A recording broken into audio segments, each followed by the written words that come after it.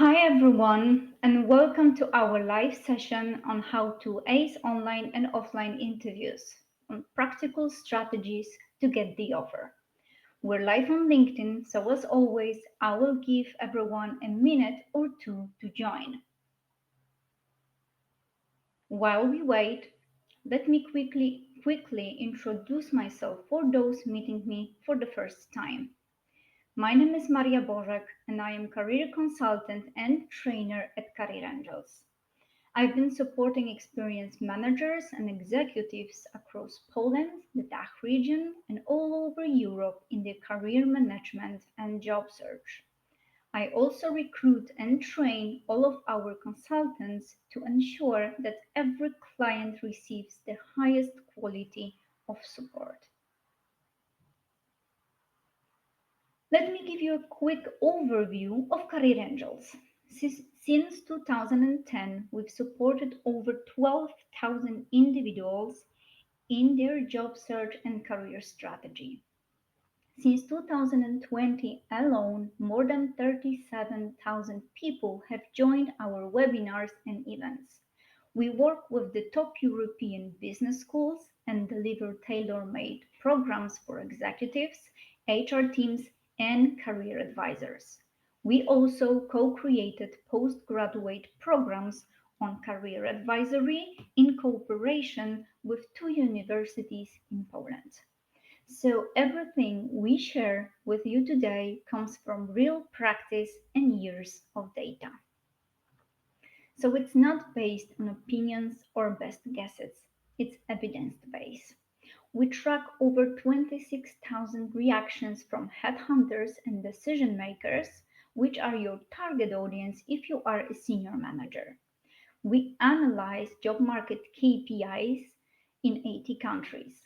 We also follow LinkedIn algorithm changes regularly to stay up to date, all backed by more than 40 years of research on career management. So when we give advice today, it's not just theory, it's data driven. And before we dive into the content, a quick reminder. Please take your own notes. Only a summary of the presentation will be made available. We'll also have a quick Q&A session at the end, so feel free to write your questions in the comment section in the meantime. I'll answer them at the end. If you don't want your question to be visible, feel free to send me a direct message with your question, so I will check that area of my LinkedIn profile as well at the end. The session is also a bit interactive, so please feel free to add your comments in the meantime. Okay, as a reminder, we always work within the same structured job search strategy, which includes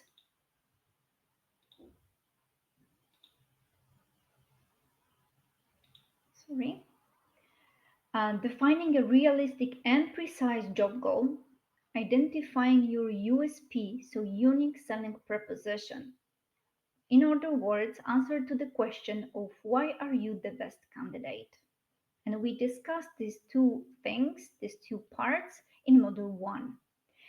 Then preparing two CVs for human and ATS and an optimized LinkedIn profile. We focused on that during Module 2. Using all four job hunting channels strategically, and this was discussed on Module 3. And today we will focus entirely on the last element, interviews, both online and offline.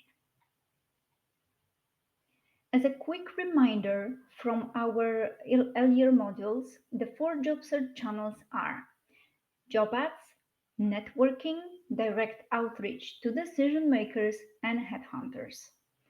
You need all four working in parallel, but regardless of the channel, the ultimate goal is the same, getting invited to interviews.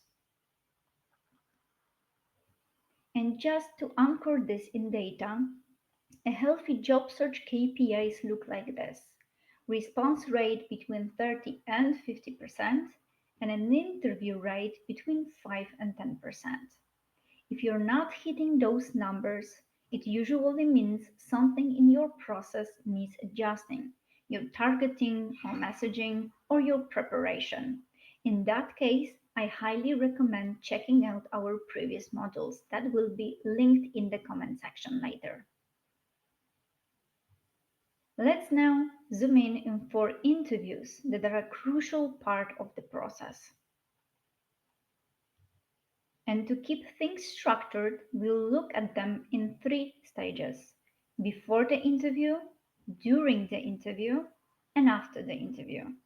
At each stage, there are things you can do to increase your chances of success. Let's begin with the basics: getting invited. You'd be surprised how many candidates never even make it to the interview, and not because they weren't qualified, but because they simply didn't respond to invitations. Yeah, you've heard me right. So first tip, if you are actively looking for a job and applying, check your email regularly, including your spam or junk folders. Here's a striking statistic.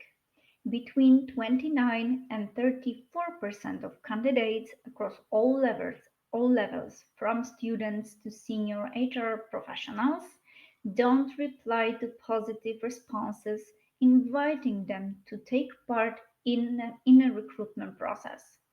That's one third of opportunities lost simply because people didn't answer the email. But unfortunately, it gets worse.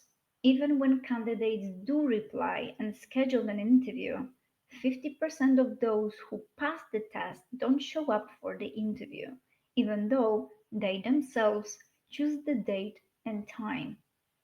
So the bar is sometimes very low. Just by showing up, you are already ahead of half of the competition. Another important step before the interview: tests. If a company sends you a test, definitely do it because tests are often more objective than a human interviewer. They're designed to measure skills or traits that are critical for the role. Skipping them signals lack of interest and often ends the process immediately. And if you are genuinely interested in the role, prepare. That means not just showing up, but showing up ready. Preparation is the biggest predictor of success. And let me emphasize this: prepare, prepare, prepare, and I'll say it again: prepare. If you remember just one thing from today's session, it should be this. Our data shows that 90% of candidates are not truly prepared. They haven't read the company website, they haven't carefully studied the job ads, they don't know who the interviewer is, they haven't researched the industry, and they haven't even reviewed the briefing properly. And remember, reading is not the same as truly knowing. The reason for this is because candidates have lack of time, they have lack of motivation, they think they will wing it, they rely on charisma or past experience, or they simply assume that conducting interviews themselves makes them good interviewers. But the truth is, interviewing is not the same as being interviewed. So, what does proper preparation look like? Read everything available about the role and company. Research online and through your own network. Learn the most important points by heart. The goal is to become a good conversation partner, someone who brings value, insights, and meaningful dialogue to the table. If you have a job ad, find examples from your own experience that match each duty or requirement. If you don't meet one of them, prepare alternative arguments. And don't limit yourself to your main job. Draw on volunteering, side projects, international experience, even blogging or mentoring. Anything that demonstrates transferable skills counts. Next, prepare answers for all the standard questions. Because here's the thing, there are very few surprises in interviews. If you don't know how to answer a question, Google it. The resources are out there. Also, question the requirements. For example, if they say experience in a top consulting firm required, ask yourself, what do they actually want? What do they need? Is it the language, the processes, or maybe it's about the quality? Anticipate the skeptic before they even raise their concern.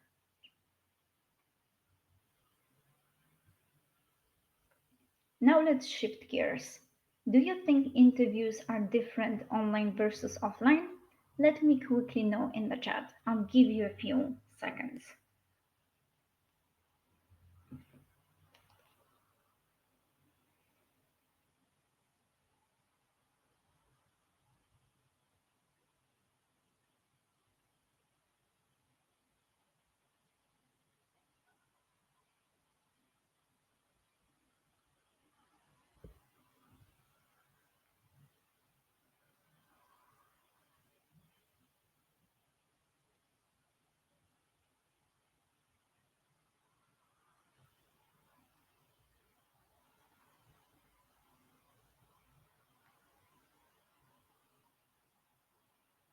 A few more moments. I'm actually curious about your guesses.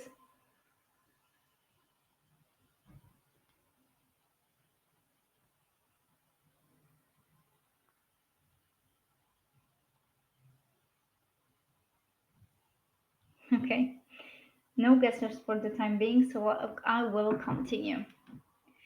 So, when you meet in person, there are a lot of elements that automatically come with the experience.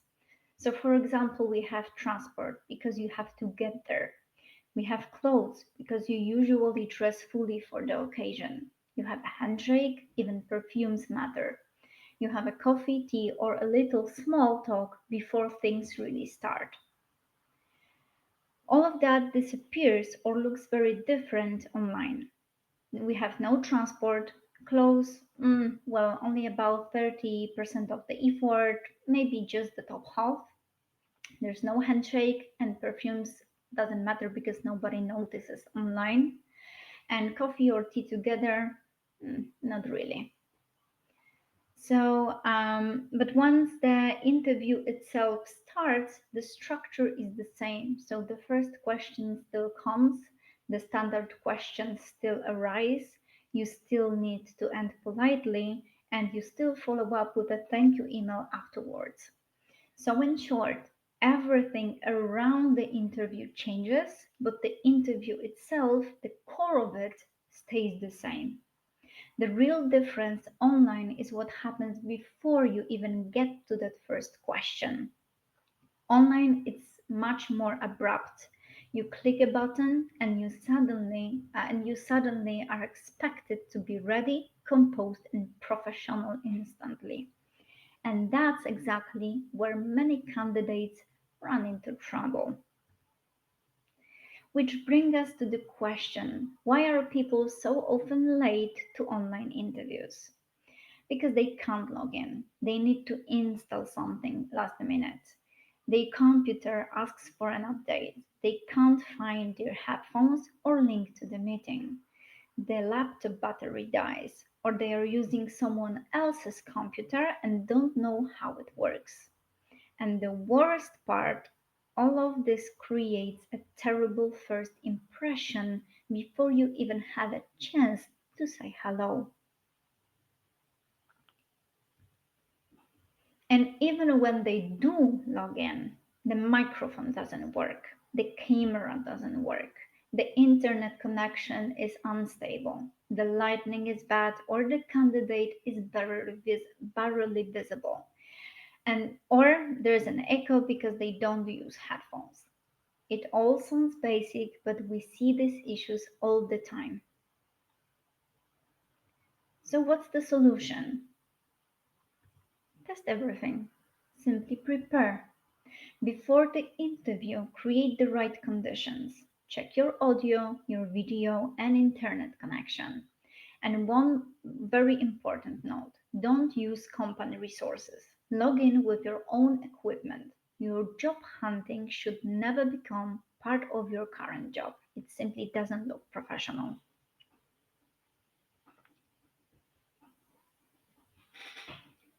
Then set up a professional environment, a clean background, so nothing distracting, a camera at eye level, face turned towards the light, not against it. Think of this like setting the stage for your performance. And here you can see how lighting and background influences your professional presence. I'll give you a few seconds to get familiar with it.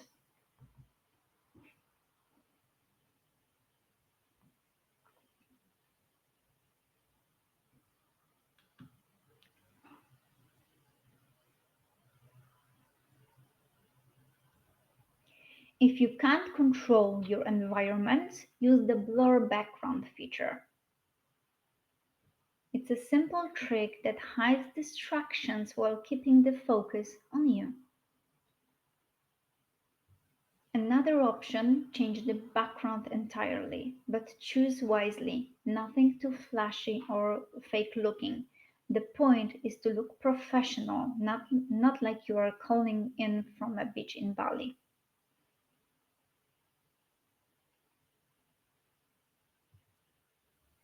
So, to sum up the technical setup, choose a good background. Place your camera at eye level, even if that means stacking your laptop on two boxes. Make sure your face is well lit. All of that because small details in presentation can decide whether a recruiter sees you as a professional and credible or not. Here's the practical checklist for your online interview setup. About an hour before the meeting, log in and check if everything works. Use the test video and test audio settings option. Always use headphones. It's a small detail, but it prevents echoes and background noise. A laptop is better than a tablet, and a tablet is better than a phone. So use the best device you can.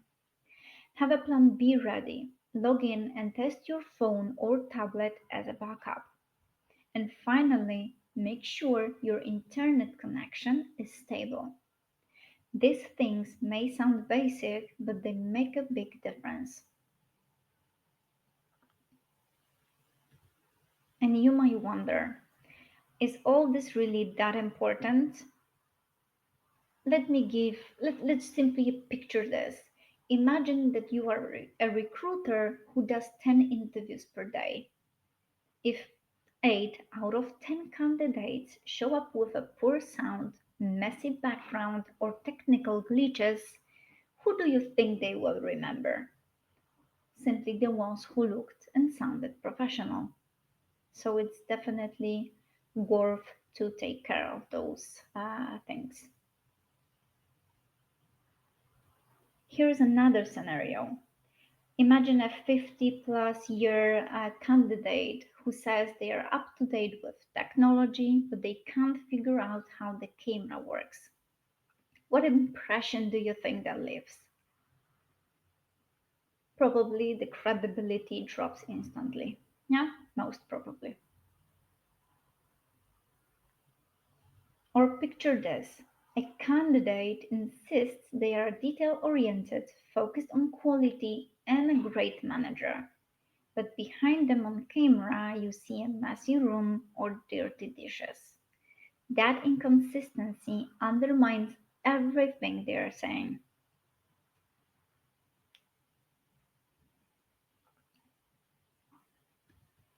And we actually published a blog post about this.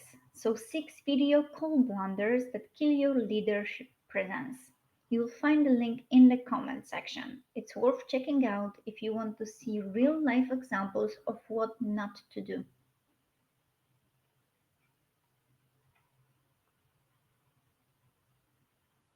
Okay, but going back to our equation, the conclusion I hope is simple.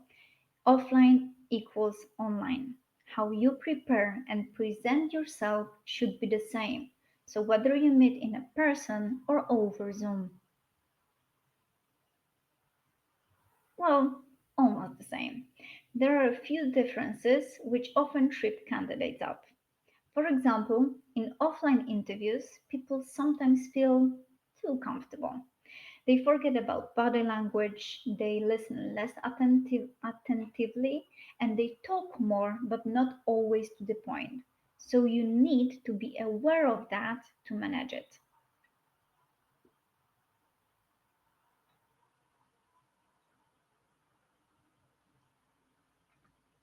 Let's now move to the second stage, during the interview.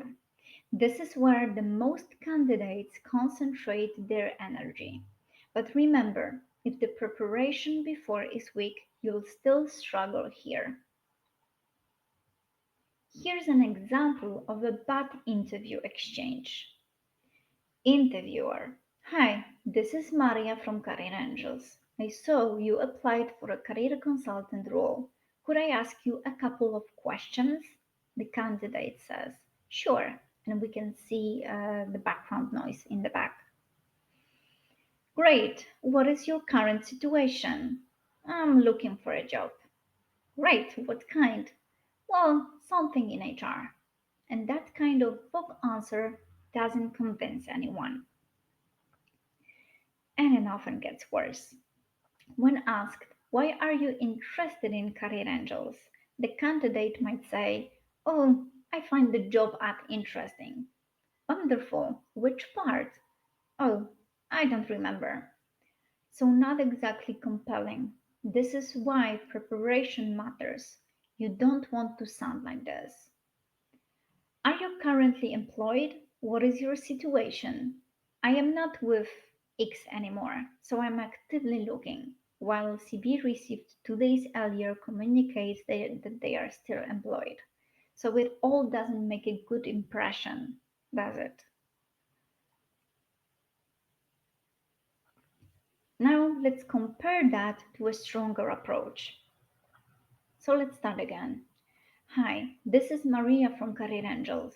Could I ask you a couple of questions? Hi, could you please repeat who's calling and from which company? Would it be possible to speak in 30 minutes once I find a quiet spot? As you can see, that's professional. The candidate makes sure they can concentrate and prepares themselves. And then during the call, what is your current situation? I've been in HR for 15 years, out of which 7 in recruitment. I have enjoyed being with a recruitment company on the client side, but what I enjoy the most is actually helping my candidates and sometimes friends and family in their career management and job search. And although I'm happy where I am, when I saw your job ad on LinkedIn, I knew I had to apply. So we have a clear, specific message communication that shows motivation.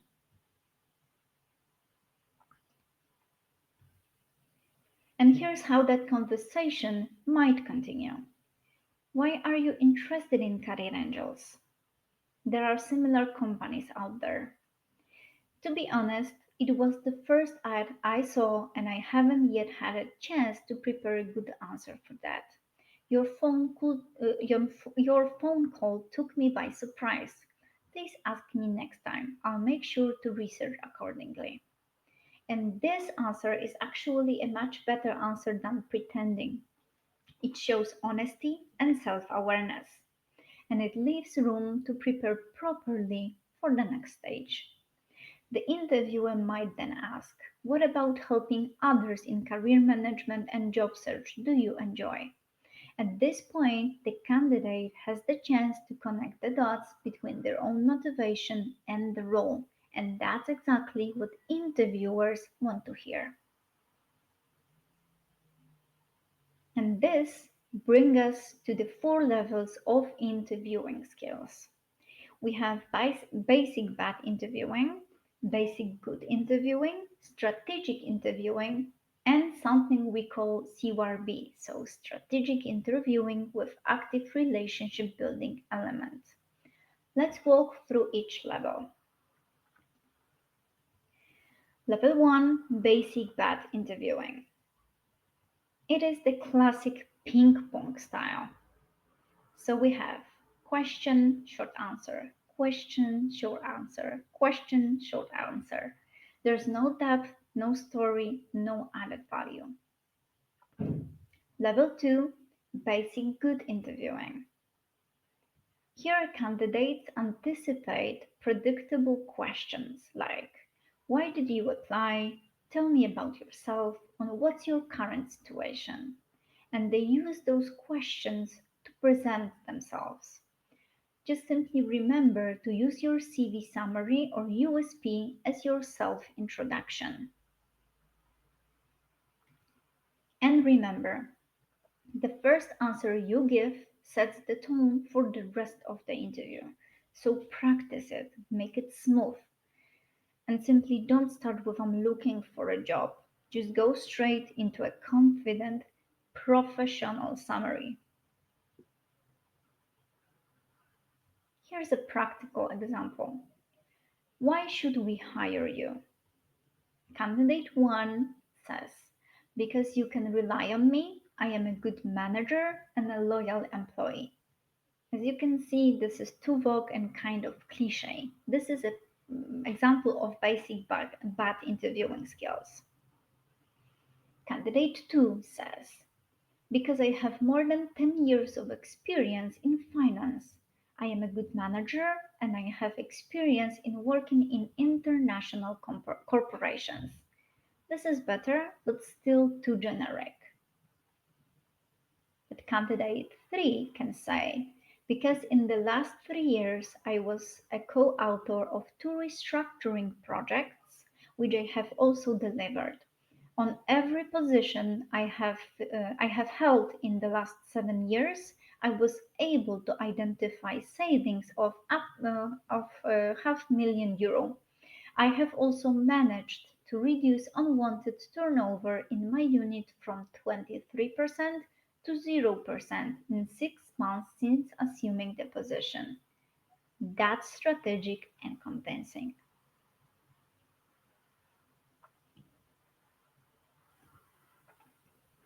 Most interviews include predictable questions like, what can you tell me about yourself?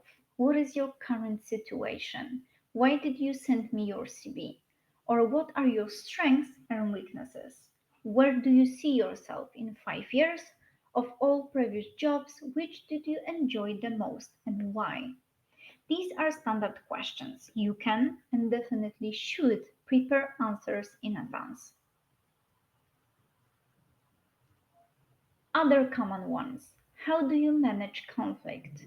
Describe a situation where you demonstrated your, let's say, leadership. What style of management gets the best from you? What kind of a manager, salesperson, finance guy are you? What have been your major achievements to date? Why are you a good candidate? In other words, why should we hire you? And of course, money questions. So, what are your salary expectations and how much are you currently making? Be prepared and don't improvise.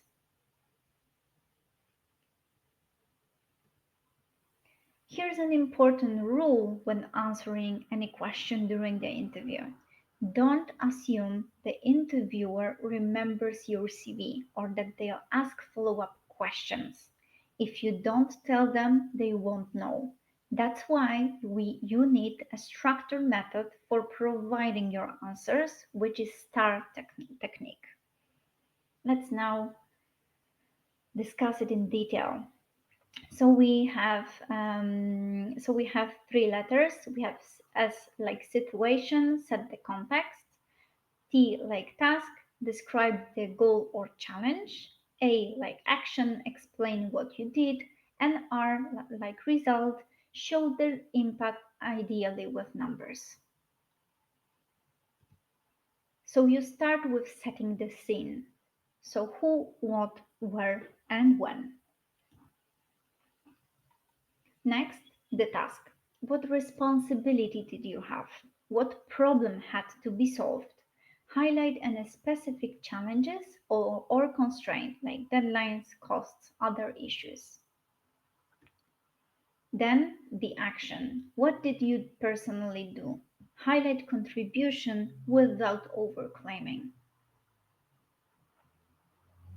And finally, the result. What happened in the end? Show impact with measurable results if possible. Let's now see how this works in practice. Here's how you begin. So with the situation, think of it as like setting the stage. You don't need to tell your life story. Just give the interviewer enough context so they understand what was happening. A good way to start is with phrases like just last month I had a situation where. Then add the relevant facts. Who was involved, when it happened, where and how you got to that point. Keep it short, factual, and relevant. The goal is to help the interviewer picture the scenario clearly.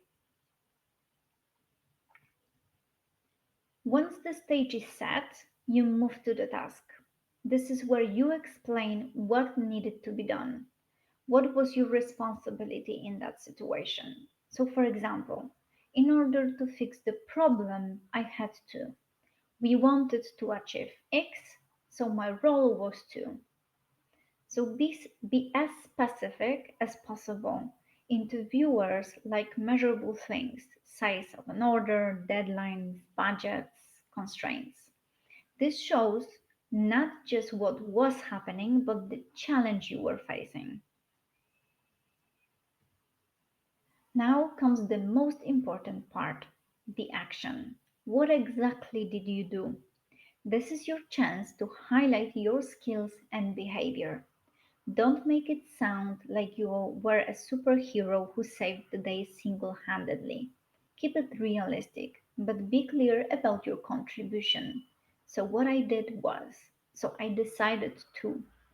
The interviewer wants to understand your thinking process and the steps you took, not just the outcome.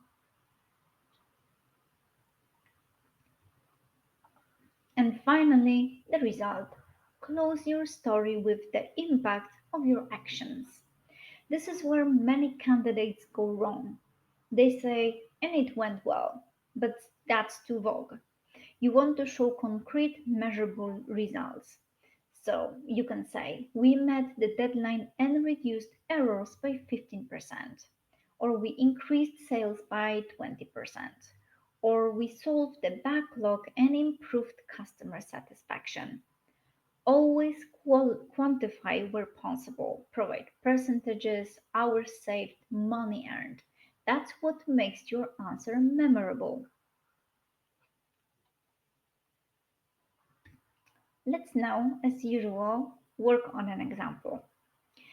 Situation. One time we had many requests for customer follow-ups after a conference where our company had a stand. Task. Because one of our team was sick, we had a large backlog and customers were complaining that we were taking too long to get back to them. Action. What I realized was that some of the customers were fine with a follow up on the weekend, so I got one of the other team members to ring the whole list and set up appointments first requesting a weekend time if possible, then worked on the weekend to clear the backlog. The result? We cleared the list and ended up acquiring 10 new customers and sales of $50,000. And that's the power of STAR. We have a simple, structured storytelling that shows your skills, actions, and the concrete impact you created.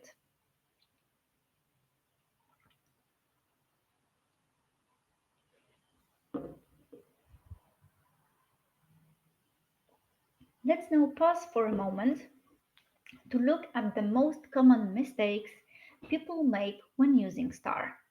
First, they forget the context, so they don't spend enough time embedding the task, action, and result in the right situation. And often that context is what actually shows why the skill or result mattered. Second, they stop at task and action and forget the result entirely. And third, some jump straight to the result without explaining how they or their team got there. So remember, STAR is powerful only if you use all four parts. Let's now look at a non-obvious example. A candidate might receive a question, why did you change from company A to company B? A weak answer would be, I got a phone call from a headhunter. And that's not enough. It doesn't show thought, motivation, or strategy. Here's how the same story could be told using STAR, but the background story. Company B was located in a different country where the candidate had no previous experience in. So the change from A to B was actually something special.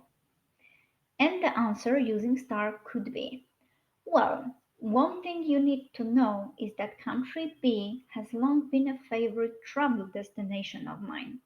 I have been going fishing there for more than 10 years, every summer.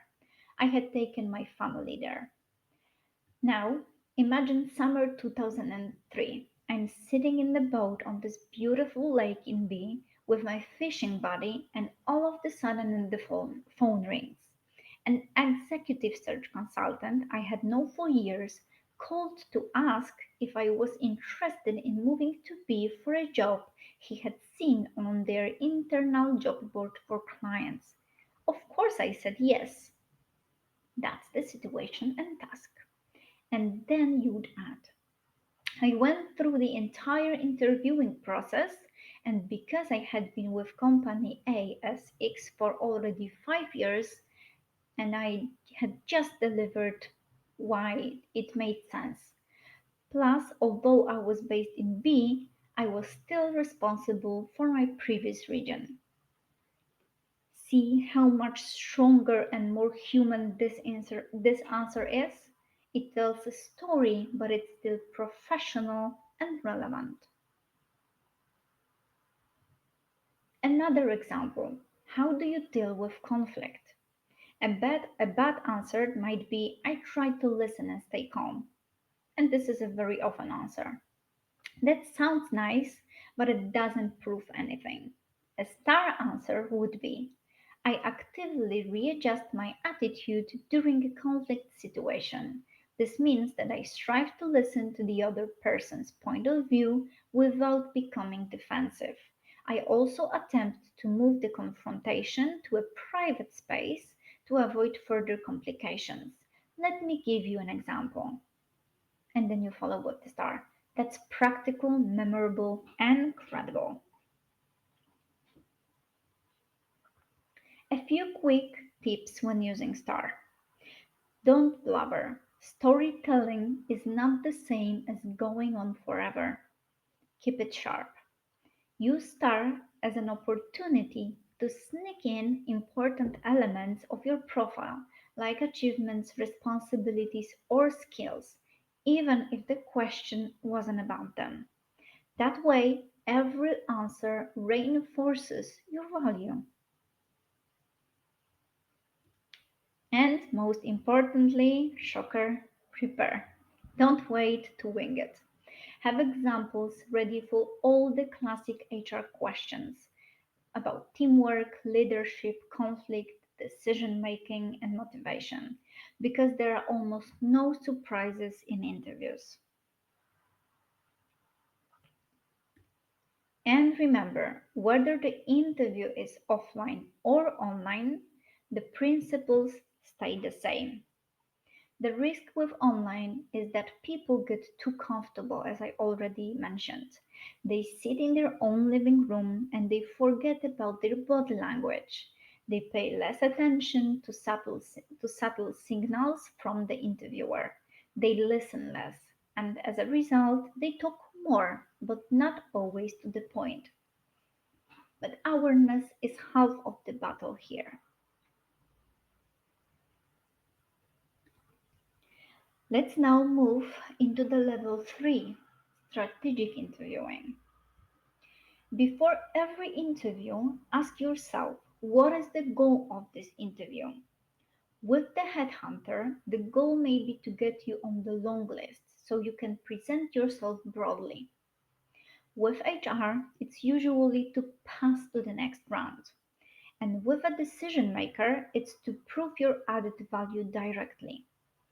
Knowing the purpose changes how you prepare. And it's not just about the goal, it's also about the entire context. So think about the company's current situation, the industry, the market situation, who the interviewer is, and the channel. How did you generate this opportunity? By applying to a job ad, by networking, by contacting headhunter or decision maker, because all of that influences your answer. Your answers will be slightly different depending on these aspects. And here's a practical question to guide you.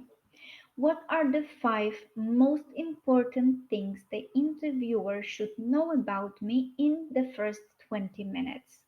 The answer to that question is actually your strategy. But realistically, it might not be 5, sometimes it's 3. But the principle is the same. Be intentional and don't leave it to a chance. If the interviewer doesn't ask a question that lets you highlight those points, bring them up yourself. Don't wait passively. Make sure they leave the room remembering what matters most about you. Here's an example of 5 key points someone might prepare. So, for example, experience in digitalization, leadership of complex projects, especially in a given sector, managing remote multicultural teams with less than 3% downsizing, an MBA with specialization in digital transformation, and fluency in English and German and the local language.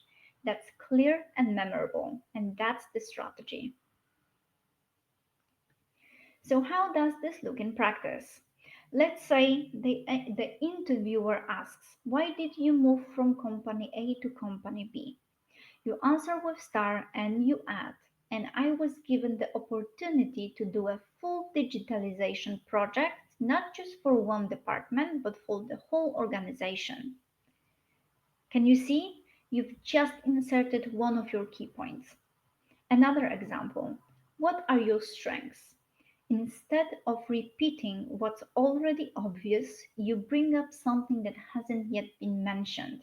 Maybe your experience managing multicultural teams or your ability to lead through uncertainty.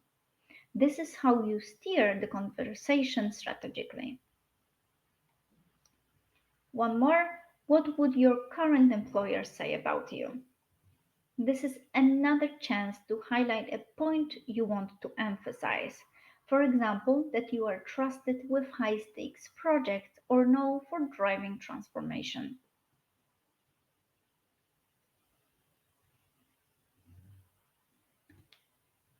Now, let's talk about another important concept, Talk to the skeptic before he speaks to you.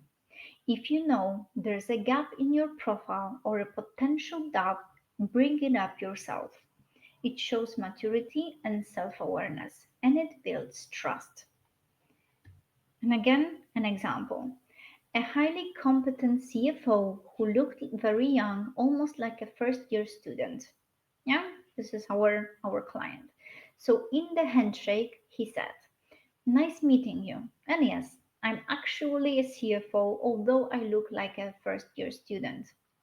I've been in my role for the last 7 years and I managed 2 billion US dollars in equity." As you can see, he neutralized the skepticism right away. Another case, a capable manager whose English had become rusty. He started the interview by saying, "Thank you for inviting me. I have to say I am a bit nervous. I used to work in English every day for 10 years, and now, even after this short break, preparing for this interview, I realized how rusty my English has become. I immediately signed up for conversation classes." That honesty disarms doubt instantly. Next, imagine a requirement saying experience in an international law firm or a consulting firm, but you don't have it. Instead of hoping they won't notice, ask yourself, why could that be so important, especially that if you have all other competencies? Maybe it's about use of language to comply with corporate standards, or using the reporting system which translates into quality and that translates into processes. And now how you can address it. I know I don't have experience in international consulting firm, but I've been working in English and German for 3 years, and the majority of my clients like A, B, and C were international corporations with very demanding reporting rules, as well as strict quality and compliance standards. That way, you bridge the gap. You acknowledge the missing piece, but you prove you can deliver the same outcome. Another example, a project manager without Agile or Scrum certificates. I saw that the prerequisite are Scrum and Agile certificates, which I don't have. And I have to say, yet. Although I've been using both methodologies and practices in my own teams for the last 4 years, I understand that a confirmation of my knowledge is important. I have already signed up for the necessary exams. That's proactive and credible.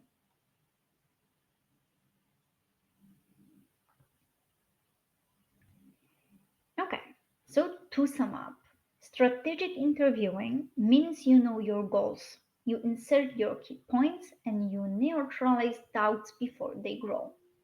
But there's an even higher level, one that transforms an interview into a real dialogue, and that's what we call CRB. Strategic interviewing with active relationship building. And that's where we'll go next. With CRB, you don't just answer questions. You build rapport, you share energy, you listen actively, and you tune into the interviewer's style. It's the difference between being just another candidate and being the one they actually remember. Let's now expand on CRB again, strategic interviewing with active relationship building element. It builds on everything we've covered so far. It's not just about answering questions strategically. It's about making the interview a true dialogue.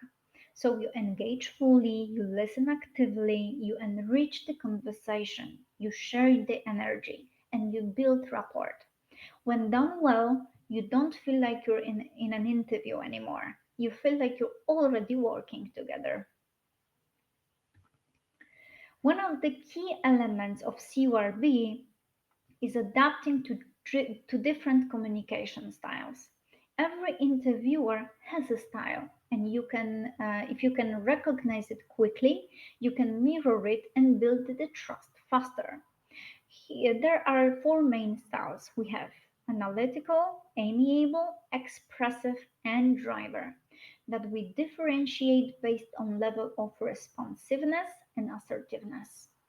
Responsiveness is an amount of words and emotions I use when answering a question. This is how long my answer is. Assertiveness is how much the own opinion is pushed, how much I stick to certain limits. Let's start with amiables that have high responsiveness and low assertiveness. How do they come during the interview? They are patient, loyal, empathetic. They like stability and cooperation. With them, you need to be warm, supportive, and show that you value teamwork. If you push too hard or come across as cold, you'll lose them. Expressives have high responsiveness and high assertiveness. They are energetic, verbal, and enthusiastic. They thrive on optimism and ideas. With them, small talk is not a wasted time, it's how they connect. Match their energy, be confident, and show enthusiasm.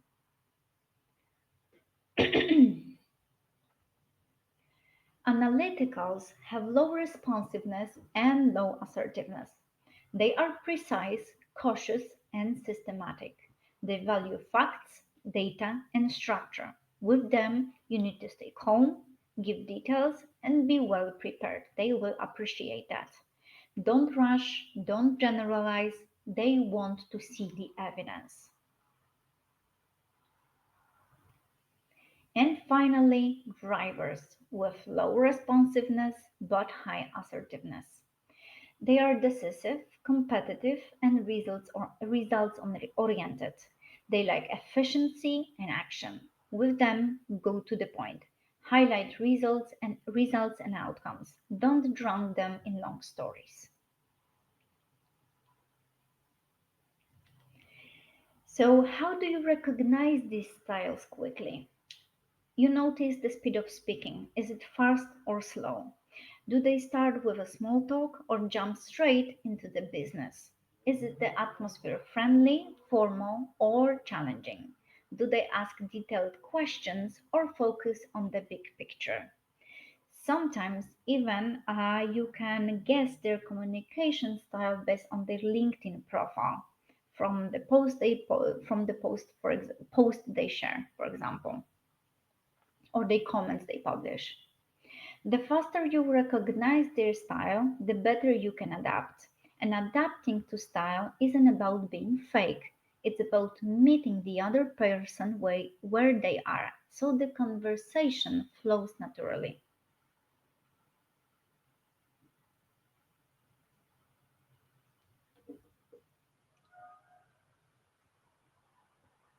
Okay, let's now shift to additional tips for specific interviewer types. Starting with headhunter interviews. Remember, no headhunter is ever bored. There's always a reason they are speaking to you. Sometimes it's a real project in the background. Sometimes they see you as a potential client in the future. And I know it might be annoying, but you use it. Rule number one, never let a conversation with a headhunter be one sided. Always walk away with something. For example, feedback on your profile, feedback on your salary expectations, insights about the market, or information about upcoming processes. Just be careful. Not all feedback is accurate. Don't take one opinion as the ultimate truth. Here are two examples. A CEO once got a call from a headhunter who criticized his CV. The CEO then adjusted the CV, and within 6 weeks, he had 15 processes running. But another example, another executive met with 10 different headhunters in finance. One third of them told him it's a great time to move. Another one third said, be happy you even have a job. And the rest just were just random conversations, random chats. So the lesson here is that one opinion is never enough. Always check multiple resources. Now, HR interviews. HR acts like a gatekeeper. They check your motivation, your cultural fit, and sometimes your basic competences. Expect structured, predictable questions like tell me about teamwork, describe a leadership example, or share a time you solved a difficult problem. These conversations are competency-based interviews. So they focus about competencies. Always answer with STAR technique. HR will also test the truthfulness of your CV. So, for example, you might write international experience. But what does that mean? So, living in and working in 9 countries, or working at a global headquarters, or just having some international clients. And the HR team will dig. So, be specific and precise. And there's the business side, your potential future boss. Here the key is value. So they want to know what problems can you solve for them. How do you add value to their team? And especially if you were the one to contact them directly, you need to come prepared with concrete ideas about where you fit in and how can you contribute. You want to use this opportunity properly.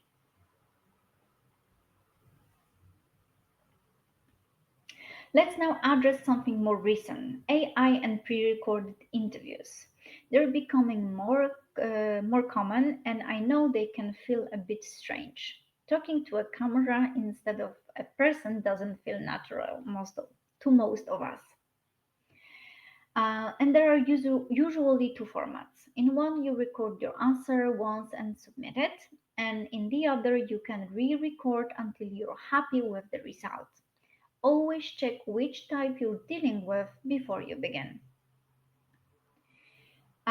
So what happens next with the recording? Sometimes a recruiter will watch your recording directly, and other times AI will analyze it first and then pass it on.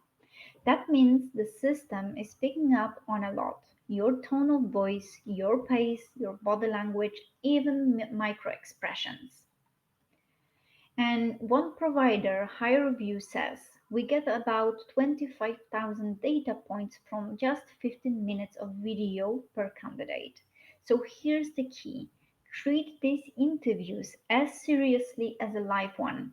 Dress the part, keep your energy up, smile, and look into the camera. Because whether it's AI or a human watching first, all of these signals count. But the good news is that AI can also help you prepare. We've tested AI-powered tools that simulate interviews. They give you practice questions, track your notes, and even assess how concise your answer is. So if you would like to explore more, we've linked an article with examples in the comments of today's session. And here's the final thought before we wrap up this session. Always have arguments ready for two levels. Why should you even be considered? Why should you be on the long list? And why should you be shortlisted? So, why are you better than other 500 candidates? If you don't know these answers, the interviewer won't know them either.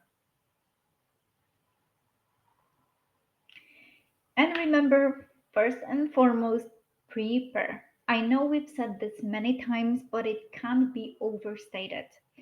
Second, practice difficult questions. Don't wait until you're caught off guard in a live interview. Prepare clear, confident answers for the tough ones. Here are some of those difficult questions you will want to practice. Can you explain this career break? Was it a sabbatical or were you unemployed? Why did you leave your last employer? Why was your last job only 4 months long? And of course, any question you personally find difficult to answer.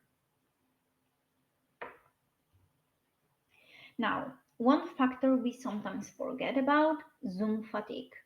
Video calls are more tiring than in person meetings. They drain concentration faster for you and for the interviewer. That means keep your answers clear and to the point.